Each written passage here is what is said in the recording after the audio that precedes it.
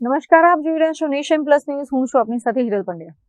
ચૂંટણીના સમયે સામાન્ય રીતે પક્ષો વચ્ચે ઉમેદવારો ખેંચવાની હોડ જામતી હોય છે, પરંતુ અરવલ્લી જિલ્લાના ધનસુરામાં તો કંઈક અલગ જ ખેલ જોવા મળે છે. અહીં એક જ ઉમેદવાર પર બે અલગ અલગ રાજકીય પક્ષોનું ડીલ આવી ગયું છે, જે હાલ ચર્ચાનું કારણ બન્યું છે.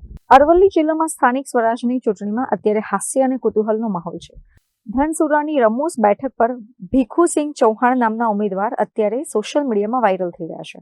કોંગ્રેસે તેમને પોતાનો ઉમેદવાર માન્યા અને મેન્ડેટ આપ્યું, તો બીજી તરફ આમ આદમી પાર્ટીએ પણ તેમને જ પોતાના ગણીને ટિકિટ આપી દીધી છે.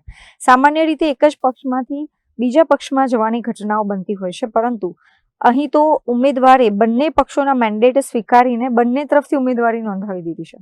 ચૂંટણી અધિકારીઓ જ્યારે ફોર્મની ચકાસણી કરશે ત્યારે આ ટેકનિકલ પેચ કેવી રીતે ઉકેલાશે તે હવે જોવાનું રહ્યું. શું ભીખુસિંહનું ફોર્મ રદ થશે કે તેમને કોઈ એક પક્ષ પસંદ કરવાનું કહેવામાં આવશે?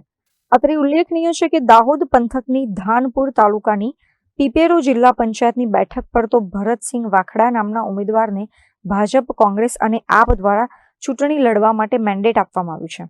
આ ઘટનાએ રાજકીય પક્ષોની ગંભીરતા સામે સવાલો ઉભા કર્યા છે. મહેન્દ્ર પ્રસાદ, નેશન પ્લસ ન્યૂઝ, અરવલ્લી.